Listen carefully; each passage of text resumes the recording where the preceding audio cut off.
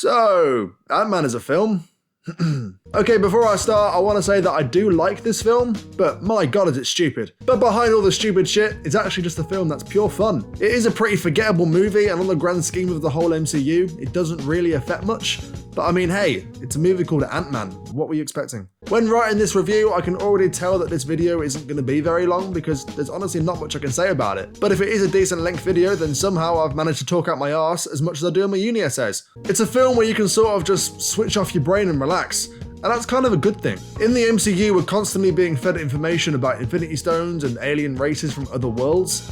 It's nice to have a movie that steps away from all that and easily just be a movie on its own. I'm pretty sure when people found out that Paul Rudd was going to be a fucking superhero, people were really confused. But honestly, like I've said in other videos, the Marvel casting directors really know what they're doing. Paul Rudd genuinely feels at home in the role, and he's even better when he's interacting with other heroes in Civil War and Endgame. Wow, this is awesome.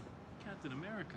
I know you too. You're great. Plus, this is completely irrelevant, but can we all just appreciate how well this man has aged? He was 33 when he shot Friends, and he was 46 when he filmed this. Well, I think we can all agree that the best scene of the movie is when Scott has to infiltrate the Avengers facility. Nobody expected Falcon to make an appearance, so this scene definitely makes it a fun one to watch. So that's pretty much all of the good things I can pick out. Wow, this video is going to be a short one. So like true unpopular opinion fashion, let's move on to the bad stuff. The film sort of has two very different dynamics. The first is the lovable family film aspect of Scott's personal life. The second is more of the traditional sciencey superhero aspects we're all used to. Guardians of the Galaxy had two very different tones throughout the movie, and it did a great job of switching between the two, but Ant-Man kind of fails with this. Both dynamics are enjoyable, but when they're mixed together, it feels a bit odd transitioning from one to the other. This film also suffers from one of Thor's biggest problems, the pointless and frankly really irritating side characters. Except Louise, he actually feels useful to the story. Speaking of the characters, this one is really personal, like it's not the film's fault whatsoever.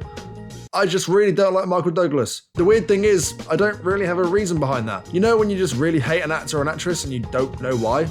Yeah, he's one of those. Hope he's just being a bitch for the hell of it. Sure.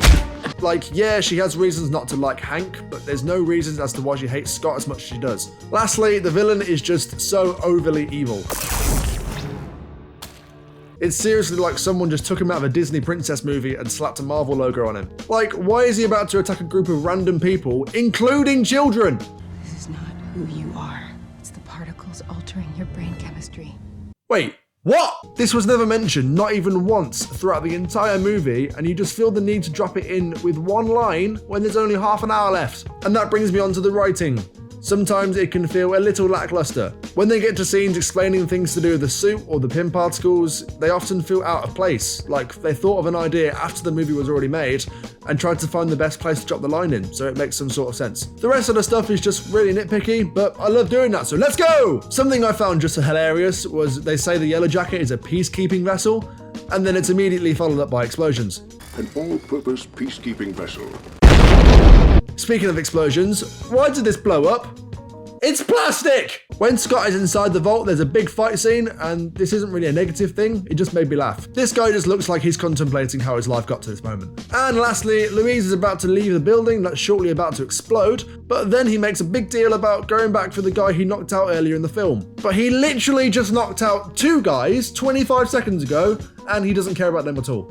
To top it off, the soundtrack is actually a bit non-existent, except for the main theme, which is surprisingly pretty good. Ant-Man is just one of those films that doesn't ask for your full demanding attention, but it's definitely a movie that you're probably gonna just instantly forget after you've seen it. 5.8 out of 10. There aren't really many standout characters in this movie, so I'm just gonna give my character of the movie award to Louise. You said yes.